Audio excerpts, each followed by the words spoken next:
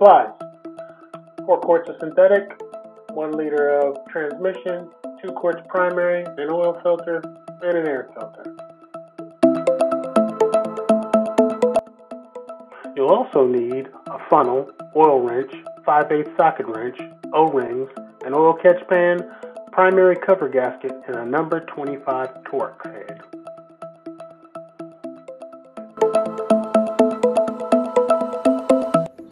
First, you gotta heat up the motor, which on a day like today, it's just a good excuse to ride.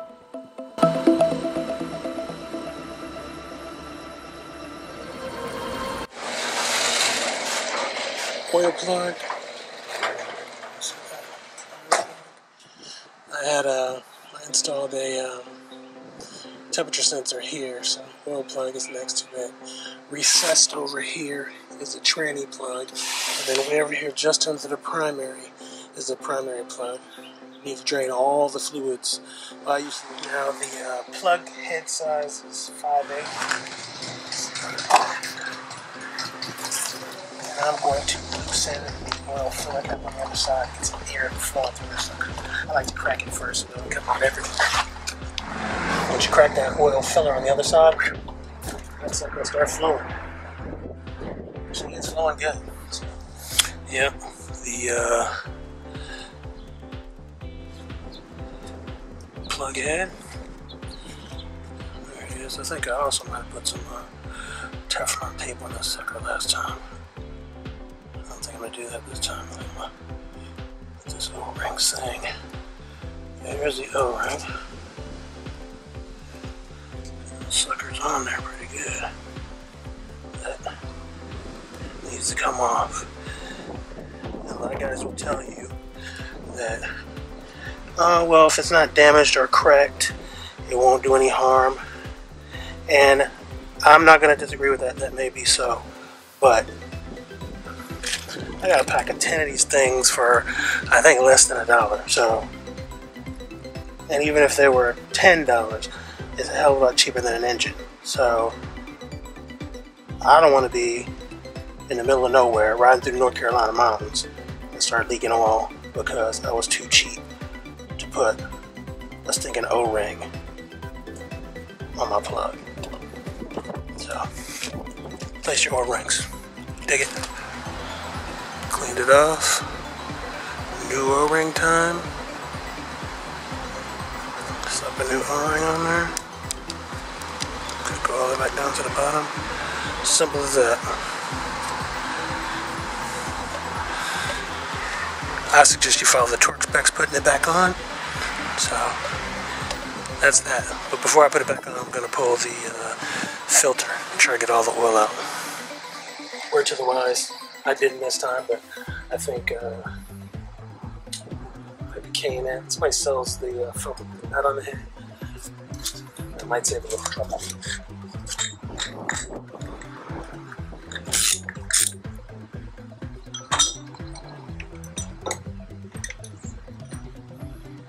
Get a second extension, and I brought up a creeper, save the knees.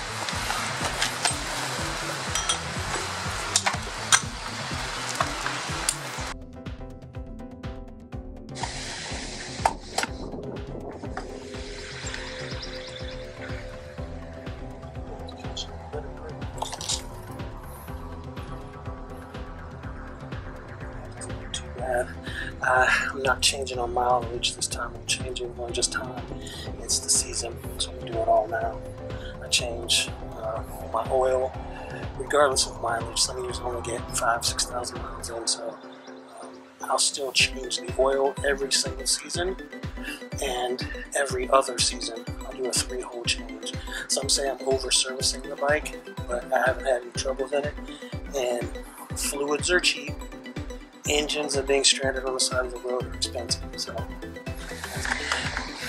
but my filter this time from Harley wasn't too far off of buying the mall one I got last time. It's a German filter. It's a pretty good filter. I got this one online. It's a pretty good filter. They didn't have them in stock, and so I was at the Harley dealership.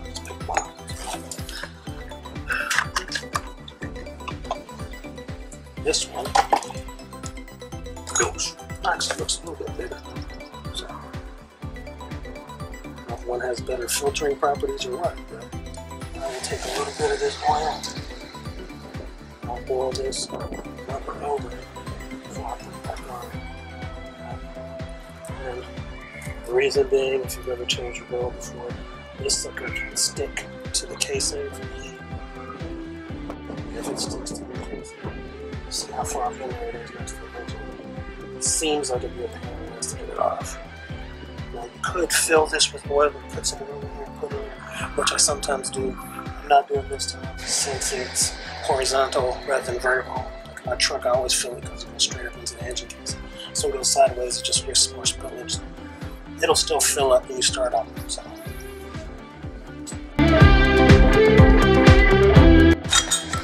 Do hand tight, do a half turn maybe. Sometimes you get to 3/4.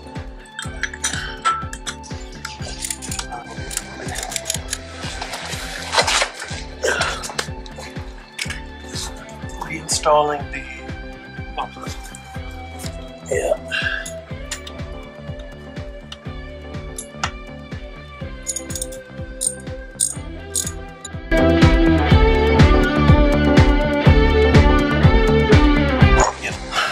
I suggest you get a torque wrench and follow the torque specs from the 103 oil pump. I have used the old-fashioned torque spec. I think the Germans call it good and tight. Okay, to the other side of the bike. I'm going to do the tranny. You're going to need a 3/8 hex head to get the fill tube off to let air in. And then you're going to need another same 5/8 head.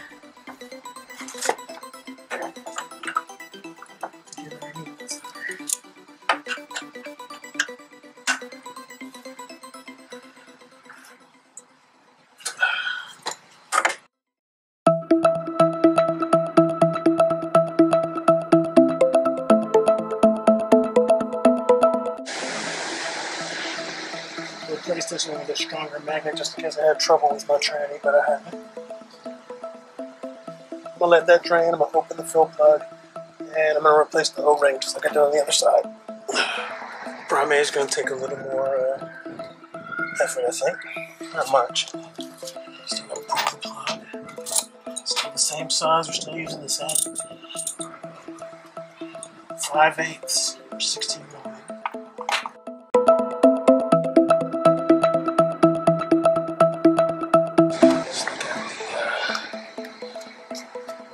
Plug.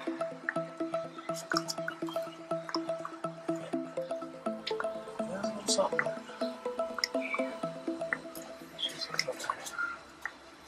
And again, I'm a little rough on the engine sometimes, right? I'm on the tranny sometimes. I like to run through the gears. So, there's something on That's probably why I change the fluid so much. It's kind of like when they tell you taxi cabs need their oil change like every 2,500 miles. You're like, why? Because the guys are harder than cars. I'm a little bit harder on my bike. I'm not racing it, but I'm also not being easy on it because if I'm a putter around, what's the use in having a motorcycle? I can do that in the Prius. Primary plug has a new O-ring and is ready for install.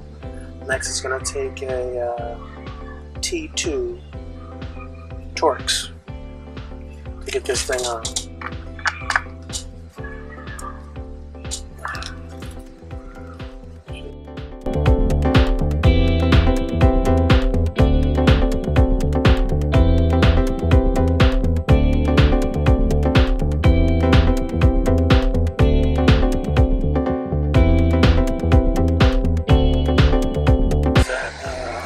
This O-ring looks to be in good condition.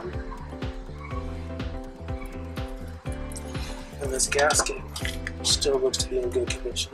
So I'm not going to replace it, even though I have a new gasket in case I was torn up when I got in. This would go in. So this will stay until I have a reason to replace it.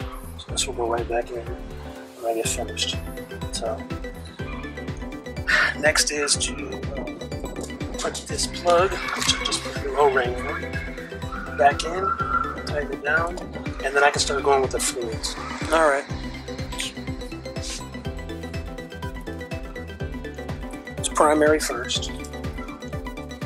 I like Redline V-twin primary. Right. Some people use everything Redline, which that's cool too. I have found certain fluids work better for me. So, I'm just telling you what works for me.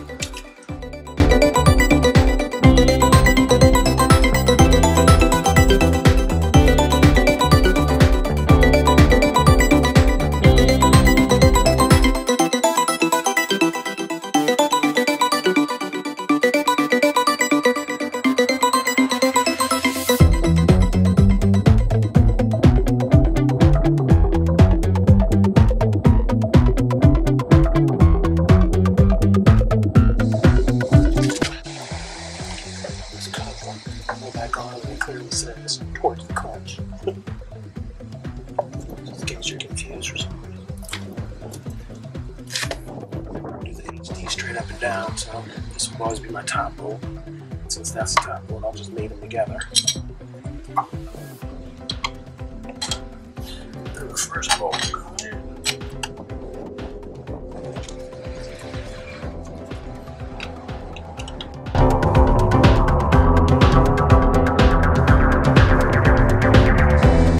Tight. Make sure everything's lined up. Right? I'm going to do it nice and easy. Cross threading is your enemy, so take a little bit of time. A long time ago, if you rush through a job, you'll end up doing it over again. And you just use double the time.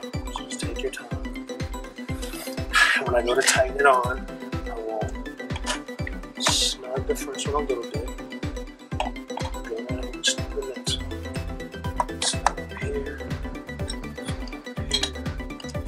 Called a star pattern. The reason you tighten bolts usually on something circular like this is to give an even press of the gasket. Okay. If you don't get an even press of the gasket, maybe pinched in one area, not the other.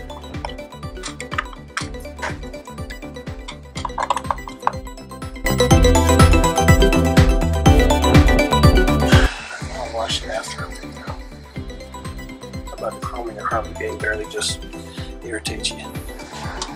So the primary is done. Next is I like to do the tranny. The tranny is easy because it always takes 1 full liter. Right, that's why I buy it from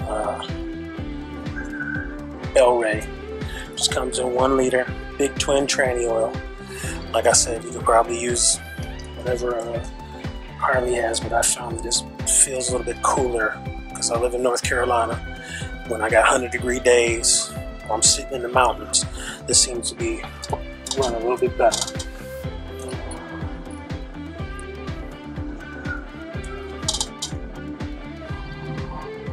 Tranny hole.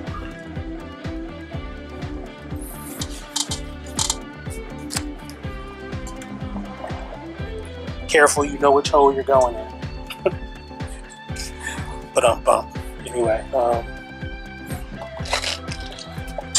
put the wrong fluid in the wrong place, you have a bad day.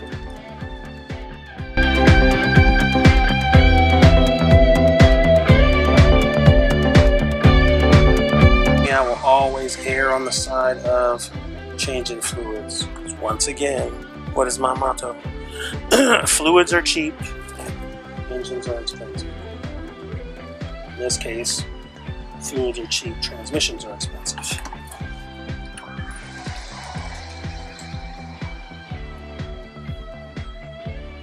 Engine is full.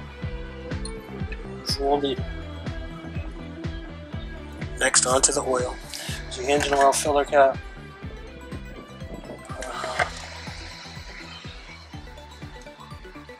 This bike takes 3.3 quarts of 2050 weight, and I'm using full synthetic. I use SuperTech full synthetic V-twin 2050 weight. So it seems to be just as good as Mobile One or anything else, and it's a hell of a lot cheaper. At least it was before inflation started hitting, because I used to buy it for just under $5 a quart. I think these cost me about $8 a quart, which now you're starting to get closer to Mobile One pricing, and I don't know. But yeah, I use quality oil that is inexpensive, right? Right? Because there's a difference between cheap and inexpensive. Cheap stuff is always a problem. Inexpensive is good stuff you found at a bargain, right? At least that's the way I look at it. So I'm gonna put 3 full ones, and then I got a measuring cup I got from the dollar store, right? And I'm just going to put another third of a quart in here, right?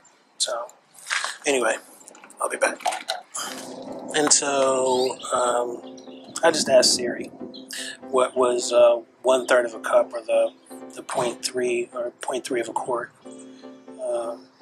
And she said 1.3 cups. So, 1 1/3. I think that's right. I'll do about a cup and see where we sit if we start heat up. So that's that.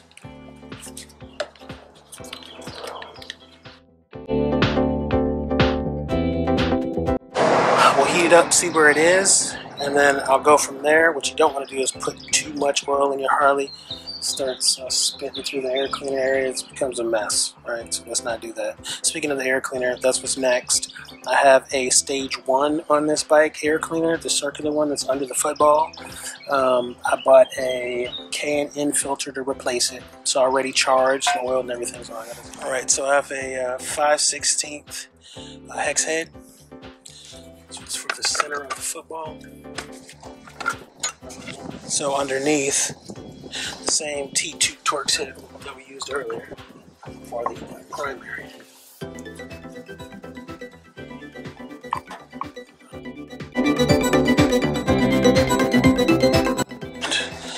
You're not really getting any light through that thing anymore, so it's time for her to go. And up with the old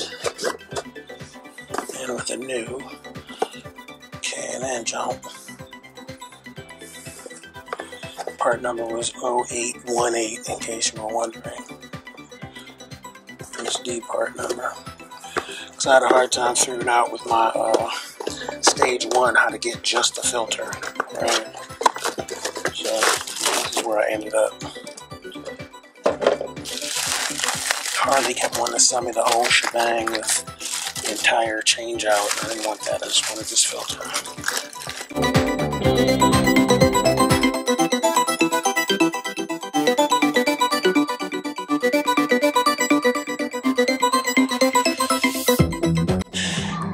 And we are there. 3-hole change and the air filter, stage 1, has been done. I'm getting ready to start the bike up. I'll let it heat up. I'll check for leaks. And then I will check the oil again for oil levels. And we should be ready to ride.